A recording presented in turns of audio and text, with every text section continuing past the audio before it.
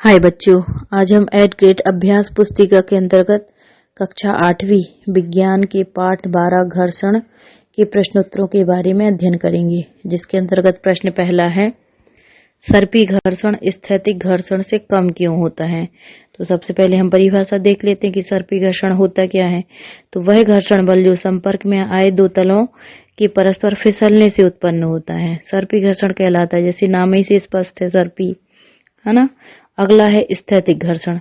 तो जब हम किसी वस्तु पर बाह्य लगाएं लेकिन फिर भी वस्तु गति नहीं करती, तो बल के विपरीत जो घर्षण बल कार्य करता है उसे हम स्थैतिक घर्षण बल कहते हैं। तो इन्हीं दोनों परिभाषाओं से ही हमारा आंसर स्पष्ट हो रहा है कि सर्पी घर्षण स्थैतिक घर्षण से कम होता है, क्योंकि जब कोई वस्तु गतिमान हो जाती है तो उसके पृष्ठ के संपर्क बिंदुओं को उतना समय नहीं मिल पाता कि वे जमीन या फर्श के संपर्क में बिंदुओं में आपस में धंस सकें। उदाहरण, किसी बॉक्स में गति आरंभ करने की अपेक्षा पहले से गतिमान बॉक्स की गति बनाए रखना सरल होता है। इसीलिए सर्पी घर्षण स्थैतिक घर्षण से कम होता है। अगला प्रश्न है, घर्षण को प्रभावित करने वाले कारक कौन कौन से हैं। तो इसके कारक होंगे, घर्षण सतहों के खुरदरेपन पर निर्भर करती है। अतः सतह जितनी रुखड़ी अर्थात उबड़ खाबड़ ऊपर नीचे होगी, घर्षण बल उतना अधिक कार्य करेगा। घर्षण बल का मान संपर्क की वस्तुओं के पदार्थों पर निर्भर करता है। घर्षण बल का मान पृष्ठों की प्रकृति पर निर्भर करता है। घर्षण बल का मान एक दूसरे से जुड़े रहने की प्रबलता पर निर्भर करता है ना। इसके और भी कारक हैं, लेकिन अपन 4 देख लिए अपन ने, है ना। अगला प्रश्न है, माचिस के बॉक्स की खुरदरी सतह पर रगड़ने पर माचिस की तीली में आग क्यों लग जाती है।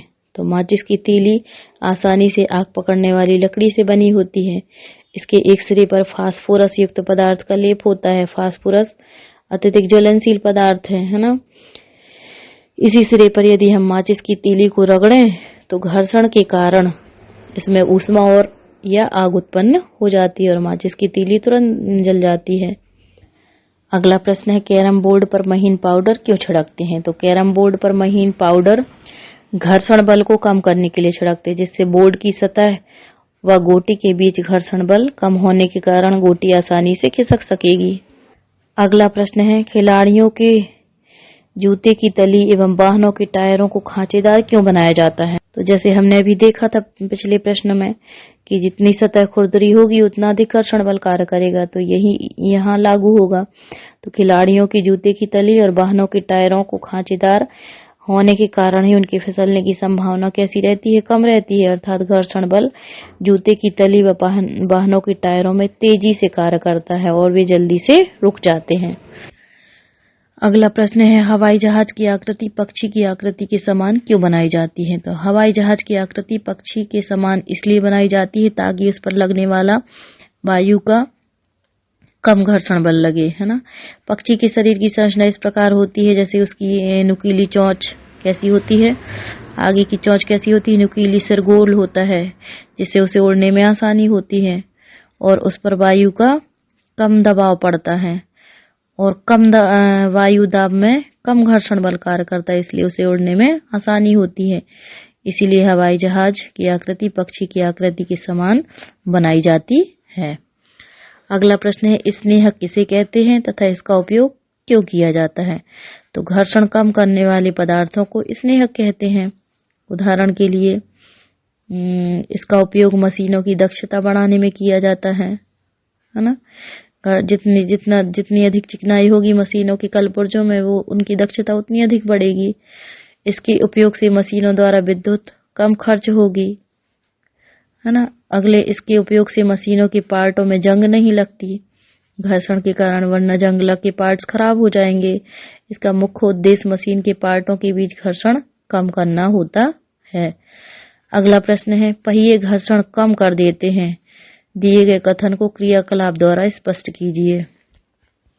इसका आंसर होगा, जब एक वस्तु किसी दूसरी वस्तु के पृष्ठ पर लुढ़कती है तो उसकी गति के प्रतिरोध को लोटनिक घर्षण कहते हैं। लोटन घर्षण को कम कर देता है।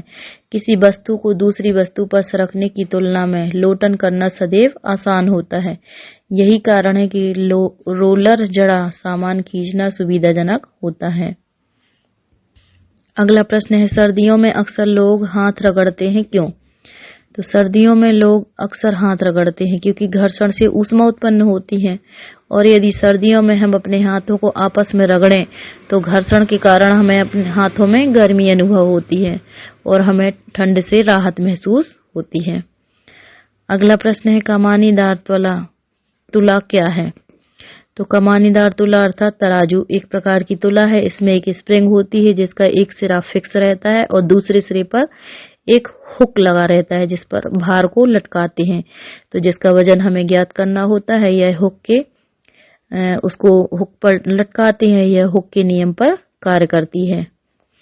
अगला प्रश्न है, घर्षण हानिकारक है परंतु अनिवार्य भी। तो इस वाक्य को अपन को उदाहरण सहित बताना है। तो घर्षण हानिकारक है परंतु अनिवार्य भी है, क्योंकि घर्षण बल के कारण ही हम सड़क पर चल पाते हैं। घर्षण से ही गाड़ी के पहिए सड़क पर चलते हैं, और यदि बल नहीं लगेगा तो गाड़ी सही नहीं चलेगी और वह फिसलेगी। घर्षण से ही हम दीवार पर कील ठोक पाते हैं। घर्षण के कारण ही हम पेन से लिख पाते हैं। घर्षण से ही हम खाना चबा पाते हैं। घर्षण से ही हम भवन निर्माण करना संभव होता है हमें। अर्थात घर्षण हानिकारक है लेकिन बहुत ज्यादा अनिवार्य भी है। Thank you.